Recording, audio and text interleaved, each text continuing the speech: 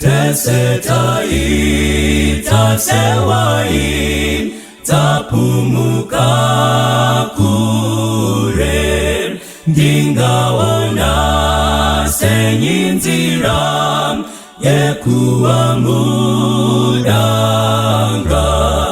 ndirinzira iliumenyu au ikuna baba usineni ndirinzira iliumenyu au ikuna baba usineni datenderetwa nenamo Mari anondinzwa apo wachinji wachema dozi wasenyidi dirinzira iliumbenyu au ikuna baba sineni dirinzira iliumbenyu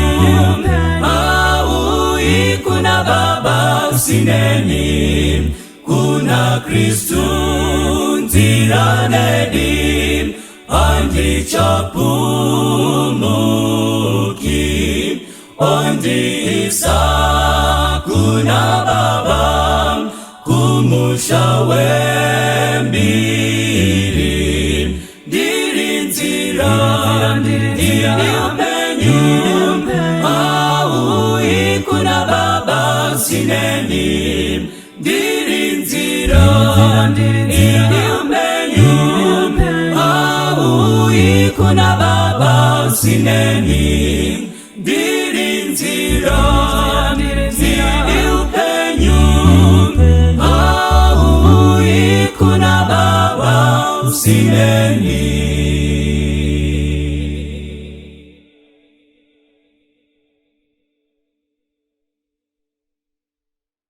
Ndinokukwazisai zvakare hama dzangu munashe panguva yokuverengwa kweshoko raMwari.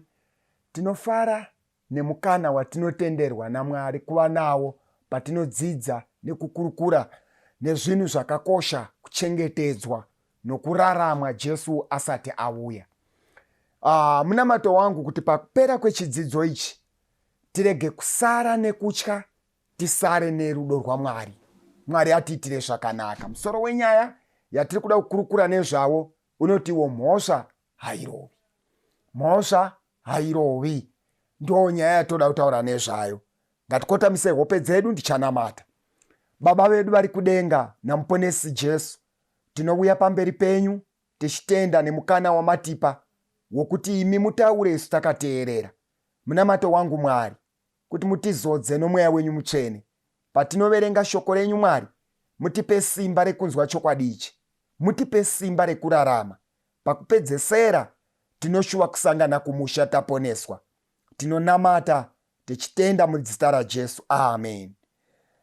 Musoro wedu wenyaya uri kuti mhosva hairovi.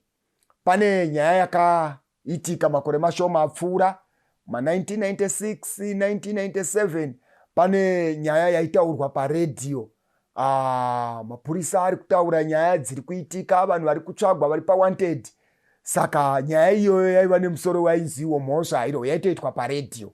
Mhosva hairovi. Saka handisi kutaura yekumakore iwayo, but ndiri kutaura kubva mukati meshoko raMwari. Mhosva hairovi. Munoziva here vana vaMwari kuti pakurarama kwedu zuva rimwe nerimwe tinomborarama sokunge Mwari anogona kutengeka, kuti unogona kungotomutenga obva atadza kuona zvaaifanirwa kuona. Munoziva kuti mukurarama kwedu zuva nezuva pane dzimwe nguva dzatinogona kurarama zvekuti Mwari anoita semunhu wekuti apa ndamunzvenga haana undiona. But masikati ano Mwari wokudenga atibatsire. Patinoverenga shoko iri timbonzwa peace yezvinogona, yezvakamirira vapenyu vese, yezvakamirirwa even nehama dzakafa vava mumarinda, patinofanirwa kupfuura napo. Tichaverenga nyaya yedu kubva mushoko raMwari kuna vaKorinde vechipiri chapter 5 verse ndeya 10. Inotiyo panapa, nokuti isu tose tinofanira kuratidzwa pamberi pechigaro chokutonga chaKristu, kuti mumwe nomumwe apiwe zvaakaita nomuviri, sezvaakaita, kana zvakanaka kana zvakaipa. Mwari wokudenga atiitire nyasha. Bhaibheri riri kubudisa pfungwa yekutiyo isu tose, pari kubatwa nyaya yokuti isu tose, kutaura kuti wese akambowana mukana wekurarama, kunyangwe rufu rwakauya akafa, kunyangwe vapenyu vese varipo nhasi, hapana anofanirwa kupfuura nhoroondo yake isina kusvika padare raMwari. Isu tose tinofanirwa kuratidzwa pamberi pechigaro chokutonga chaKristu, kuti mumwe nomumwe apiwe zvaakaita nomuviri, sezvaakaita, kana zvakanaka kana zvakaipa. Bhaibheri riri kuburisa kuti hakuna chinhu chakaitwa nomupenyu, hakuna chinhu chakapfuura nepamuviri womupenyu, kunyangwe munhu iye akasvika pakufa, kunyangwe munhu iye achiri kurarama. Nyaya yokuti akafa haidzimi rekodhi yezvaakararama. Nyaya yokuti kana guva rake ndekaakafa kudhara dhara, akafa kudhara. But vhesi yati munhu wese akatomborarama, akatombopfeka nyama iyi yatiinayo iyi, munhu wese anofanirwa kuratidzwa pamberi pechigaro chaMwari, achipiwa zviri kuenderana nezvaakaita achishandisa muviri uyu. Mwari atibatsire hama dzangu. Iwoyo muviri uyo wamuinawo uyu, iwoyo muviri uyu wandiinawo uyu, zvauri kuitiswa, Mwari wokudenga ari kuda kuziva, ende zvinofanirwa kuapiya padare raMwari. Kana kuine chinhu chausingagoni kunzvenga paupenyu, kuberekwa kwako, rufu rwako, tevere rutongo, zvitatu izvi haugoni kuzviavoida. Unogona kunzvenga vabereki, ugonzvenga shamwari, ugonzvenga gavhmendi, ugonzvenga vamwe vese ukabudirira, but zvitatu izvi haugoni kuzviavoida. The fact yokuti wakatoberekwa hawaigona kunzvenga kuti uberekwe. Number 2, rufu harugoni kunzvengeka. Number 3, rutongo hazvigoni kunzvengeka. Ende rutongo ruri kutaurwa panapa, Bhaibheri riri kuti sezvaakaita, kana zvakanaka kana zvakaipa. Saka hapana chakanaka chakaitwa nemunhu chakangopfuura padare raMwari chisina kuonekwa. Hapana chakabatwa namavoko emunhu, hapana chakauya pameso emunhu, hapana chakauya mupfungwa dzemunhu, hapana chakaitwa nemuviri uyu chisina kupinda muvhidhiyo kamera yaMwari. Saka Bhaibheri riri kuti wega zvakanaka kana kuti zvakaipa. Izrai hama dzangu, God is very fair. Mwari apa ari kutamba inonzi fairness. Zvakanaka zvandakaita, zvakanaka zvamakaita, zvakanaka zvamuri kuita, sacrifice yamuri kuita, mechitamburira vamwe kuti zvivaitirevo zvakanaka, izvozvo zvese hazvina kunzvenga vhidhiyo kamera yaMwari. Munozoti kutaura kwandiri kuita kunoku, ndiri kutaura nedzimwe hama vakatadza kudya zvavaida pamba, vakatadza kupfeka zvavaida pamba, vari kubhadhara maschool fees, vachibhadharira mwana wavakaona aine mukana wokuita zviri nani, but akashaya akamuendesa kuchikoro. Imwe muri ndokugara pasi vakati zvaiva nane tishaye zvimwe paupenyu hwedu, tigadzirirevo mufaro wemwana uyu, tigadzirirevo mufaro wemunhu uyu. Pamwe takatadza kuwana zvataida kudya, tikatenga zvekupfeka, kupfekedza mumwe munhu, wekuti kana deno taironda nyaya yemitupo, hapana pataigona kusangana naye kuva neukama. Kana dai taironda nyaya yekwatinoberekwa, hapana pataigona kuronda tikava neukama naye. Asi imwe mhuri, kutaura kwandiri kuita uku, umwe munhu kutaura kwandiri kuita uku akatora maresources ezvaifanwa kugadzirira comfort yake akaasipinda achigadzirira mufaro weumwe munhu. Saka zvandiri kutaura ndezvekuti musaure mwoyo baiguru, musaure mwoyo mhai, usaure mwoyo hanzvadzi, usaure mwoyo baba, musaure mwoyo mukoma, musaure mwoyo mbuya nekuda kwezvamakaita zvakanaka. Izvozvo izvo hazvina kujamba video kamera yaMwari. Chaita kuti Simon inoi isvike kwamuri panguva inoi inyaya yevanhu vakaita uchenjeri vakagadzirira makamera. Saka iye zvino munogona kundiona zvakakwana because kwakarongwa urongwa hwekamera. Saka kana vanhu vakaronga chinhu ichi, Mwari haangatadzi kuronga video kamera inotora nekurekodha kupfuura dzakagadzirwa navanhu. Zvakanaka zvese zvamakaita. Noziva kuti kune vanhu vakawanda vane shungu pamwoyo dzavo, vanotambudzika nguva dzakawanda pavanofunga vachiti mufunge zvandakaitira mwana uyu handinofunga kuti paupenyu achazondidaro. Ndakamuona ari kutambura, ndikamutora ndikamuitira chakati, ndechibva ndamuitira chakati, anga asingazivi bhutsu, ndakamutengera shangu ndini ndakamudzidzisa kuti bhazi rinofambwa naro, ndikamuitira zvakati. Kushaya kana thank you yaakaita paupenyu. Kune vanhu vasingatendi hama dzangu vekuti the more yauri kumuitira zvakanaka, the more yaari kucreata nyaya dzekukurwisa. Zvakanakira Mwari ndezvekuti hapana munhu akakutendai pabasa rese rakanaka ramakaita. Kuti umwe mwana wenyu akatadza kuenda kubhodhingi, muri kufaitira kuti tete, hanzvadzi yemurume wangu ndiye mukuru, hanzvadzi yake inofanirwa kuenda kucollege, wenyu mwana first born aida kuenda kubhodhingi, makatadza kumuendesa, mukamuendesa pachikoro chemangamanga. Imi maiva nemari yaigona kumuendesa mberi, but maifaitira kuti dai zvaita hanzvadzi yemurume wangu yawanawo upenyu huri nani, but zvapera akava muvengi ndimi. Makataurwa chero pavaida napo, vakakutukai chero pavanoda napo. Musanetseke mai, musanetseke baba. Zvamakaita zvakakwana, zvamakaita zvakanaka, zvakanaka zvamakaita izvozvo Mwari ari kuzviverenga. Ende Bhaibheri rati hazvina kujamba ziso raMwari. Muchapirwa mubayiro sokubata kwamakaita. Hapana chakapfuura nepamuviri wemunhu chakaisikepa ziso raMwari. Mhosva hairowe. Regai tiende pamberi zvishoma.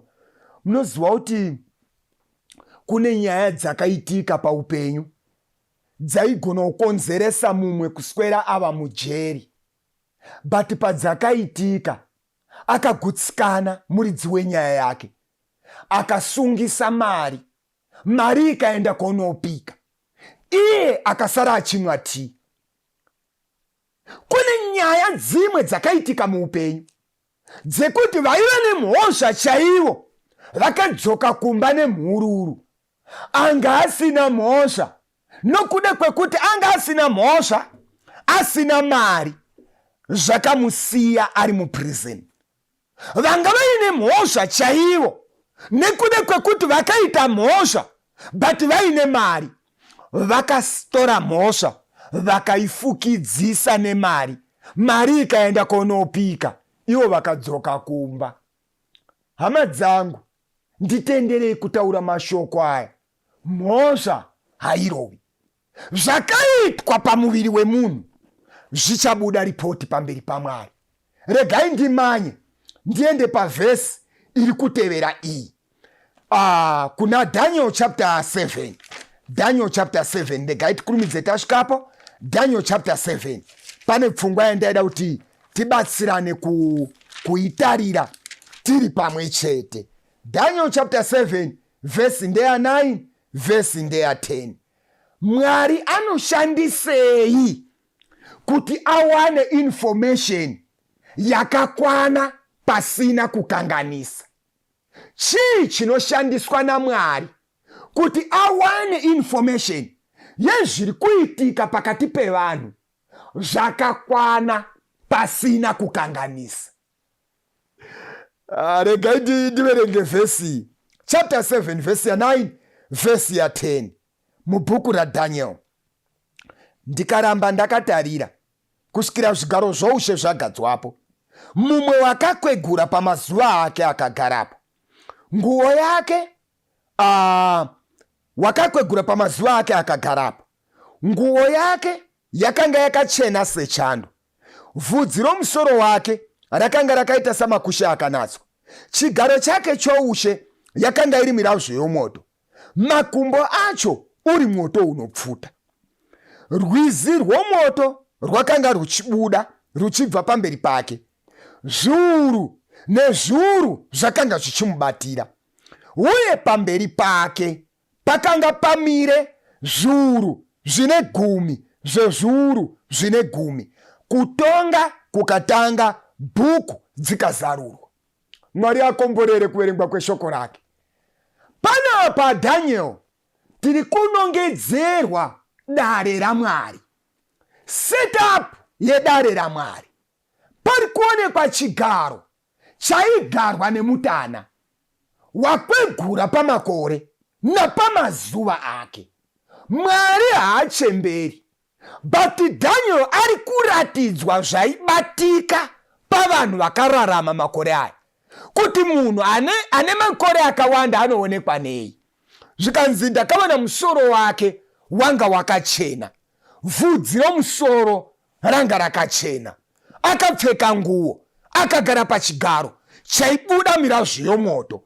Ndobva panzi zviuru, thousands upon thousands ministered before him.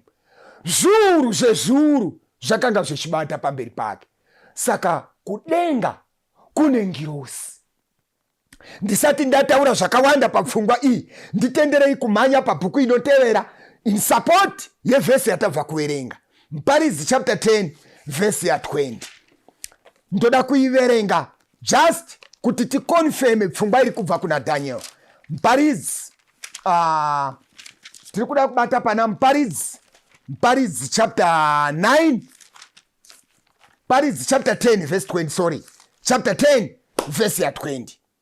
Inoti iyo, usatuka mambo kunyange pakufunga kwako, usatuke mupfumi paimba yako yokuvata, nokuti shiri yokudenga ingatakura inzwi, uye izvo zvina mapapiro zvingazivisa shoko. Mwari akomborere kuverengwa kweshoko rake. Bhaibheri riri kutiro panapa, mambo haafanirwi kutukwa. Hatituki mambo. Number 2, usatuke munhu apfuma. Number 2, usatuke mupfumi.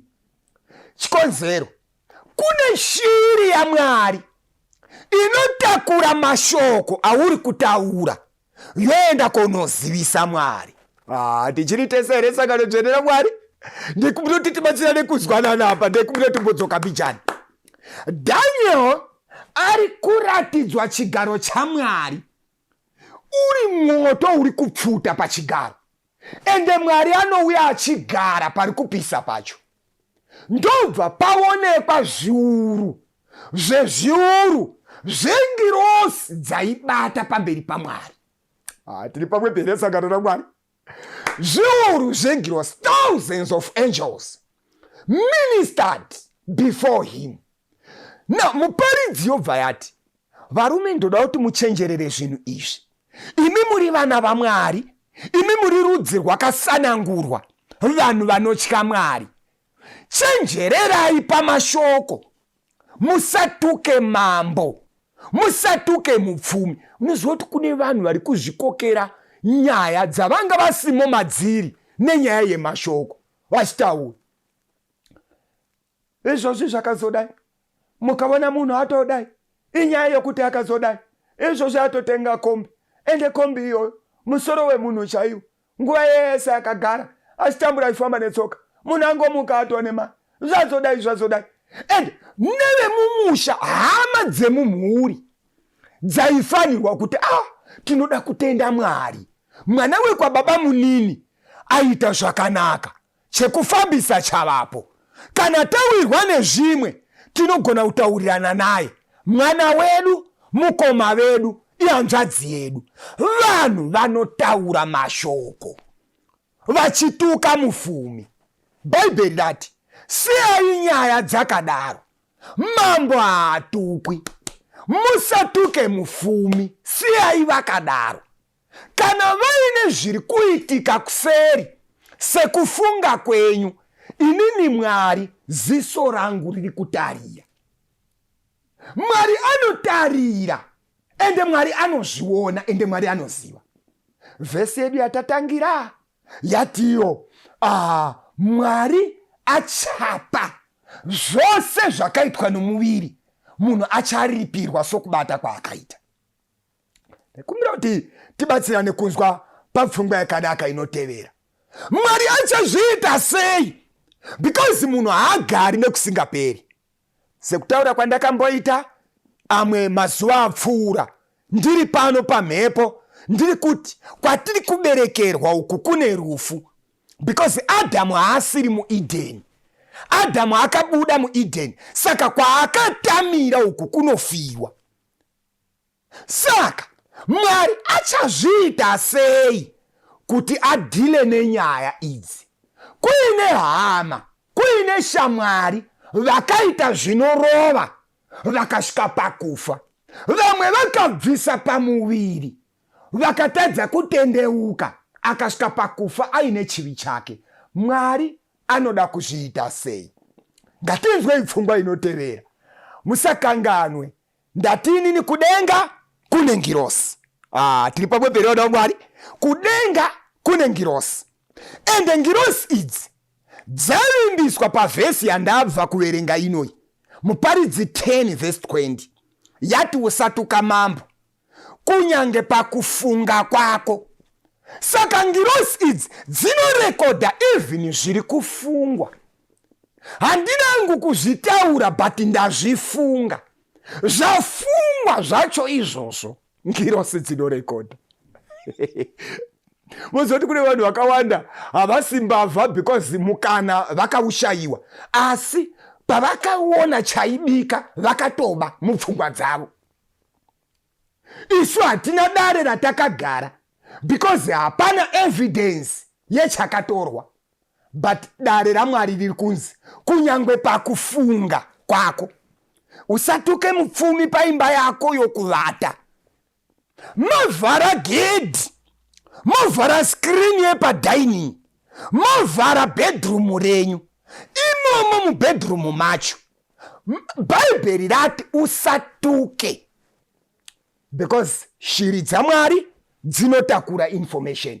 Saka question yangu ndeyekuti, saka Mwari achashandisei? Mwari achashandisei kuunganidza information yevakafa navapenyu?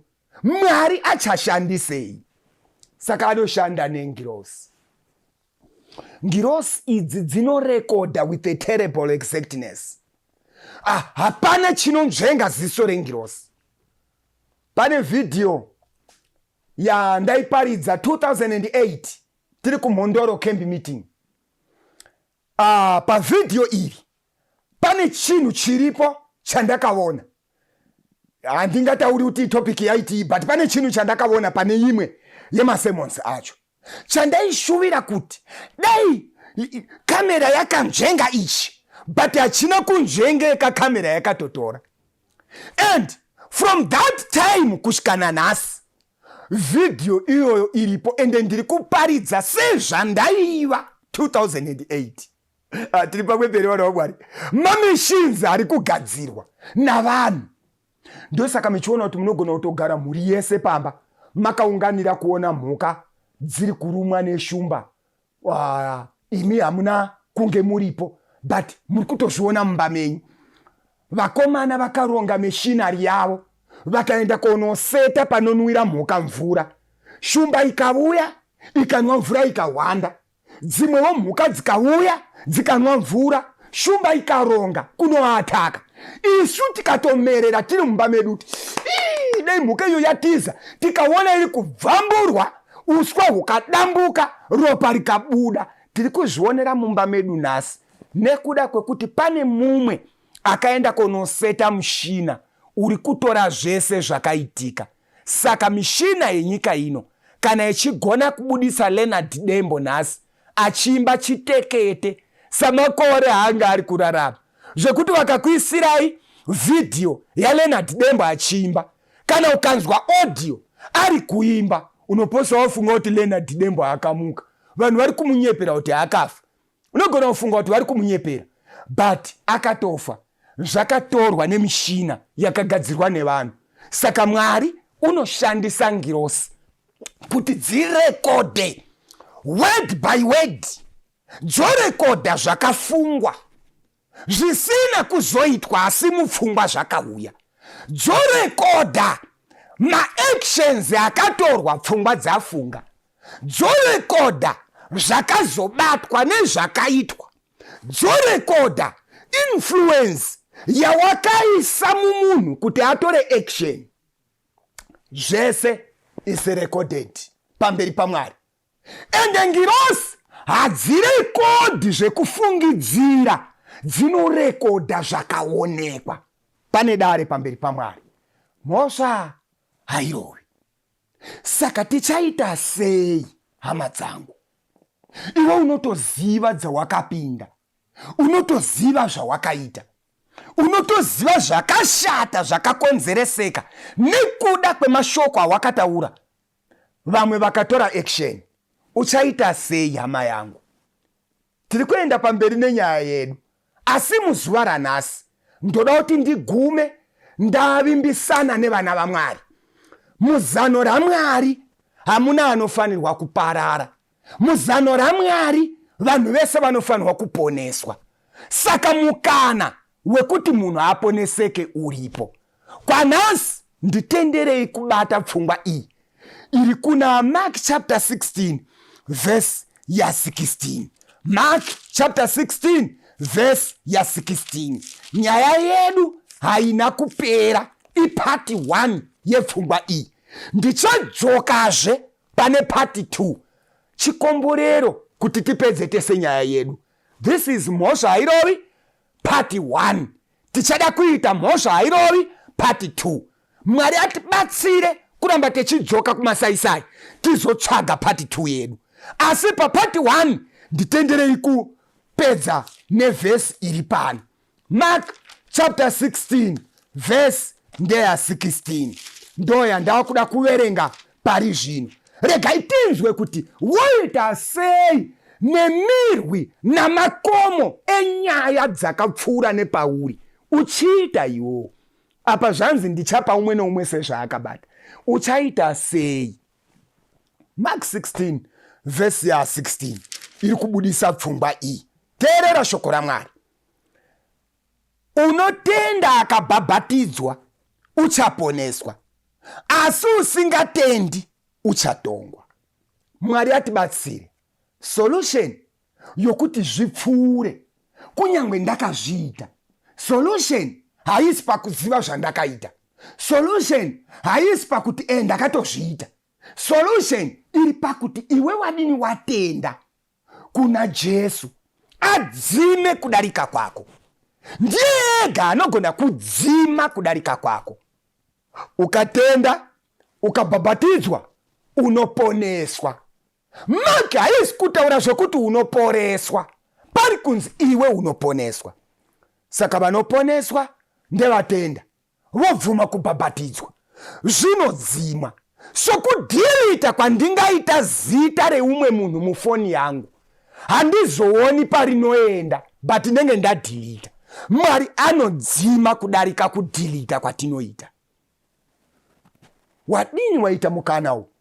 Iwe uri kuziva zvakaitika, uri kuziva zvawakabata, uri kuziva zvawakararama, uri kuziva step by step yezvawakaita. You don't need mai, you don't need baba, you don't need pastor kuti vakuudze, but you know. Ende vhesi yapika kuti uchapiwa sezvawakabata. Wadini waita decision hama yangu? Tanamata ukatenda ukabhabhatidzwa, kwete nemarubhabhatidzo amachechi, but nerubhabhatidzo rwakabhabhatidzwa Jesu, rwekunyudzwa mumvura kamwe chete, omuka obuda mumvura. Irworwo ndo runonzi rubhabhatidzo, runoita kuti denga rinodzima kudarika kwedu, tiwane upenyu usingaperi. Mhosva hairovi, asi vakachenjera vanotenda kuna Kristu, vobhabhatidzwa yodzima, torarama tava vana vaMwari. Ndosaka David akamirira resurrection, inyaya yokuti akatenda, akabvuma nekurourura zvakaipa zvake, Mwari akadzima kudarika kwake. Mwari atiwanire nyasha. Mhosva hairovi part 1. Mwari akatichengeta, tiri kuzosangana papart 2. Mhosva hairovi. Ndakuda kunamata Baba vedu vari kudenga namuponesi Jesu, maita nyasha kutipa mukana wokutitondedza zvakaitika paupenyu hwedu. Zvimwe hatina kuronga kuti tidaro, zvimwe taiva mberi pekuti dai zvadaro. Mwari wedu tiitire nyasha, mutipe simba kuburikidza naMweya Mutsvene rekuti tibude pakuita kwose kunopesana nemi, imi mudzime kudarika kwedu. Rubhabhatidzo urwu rwuitwe kwete kutsvaga favor pamberi penyu, but rwuitwe nekuti ndo zvamakarayira. Tinokutendai Baba nokuzwa munamato uno, mutichengetezve kusvika rimwe zuva patichapedzisa nyaya yedu. Mhosva hairovi. Muzita raJesu tonamata, amen. Jesu mnunuri wangu, muririro rwangu, ponesi munyaradzi mumatambudziko.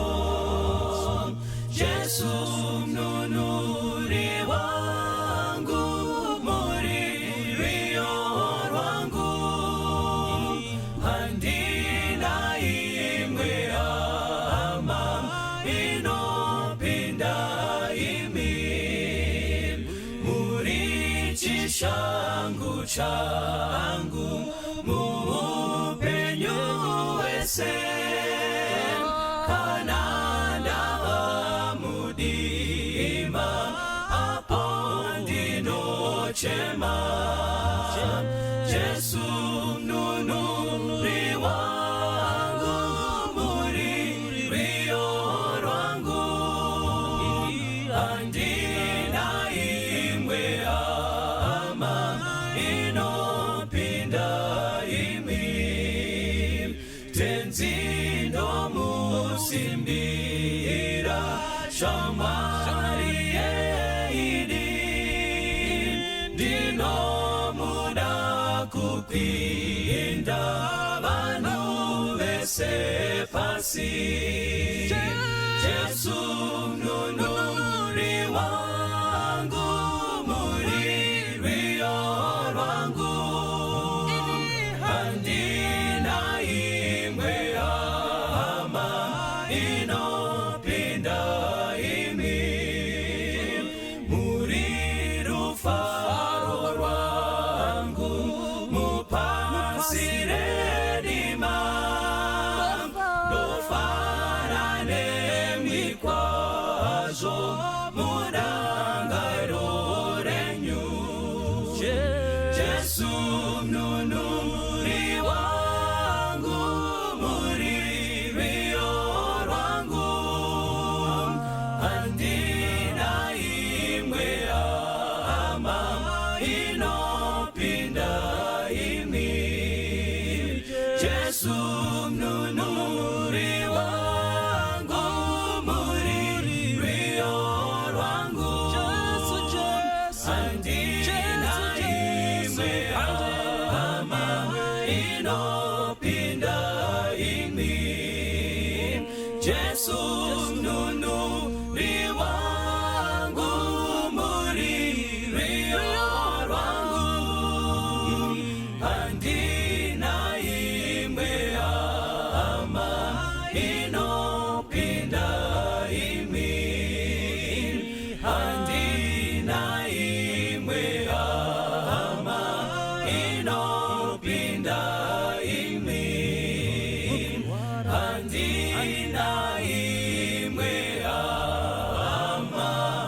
imwe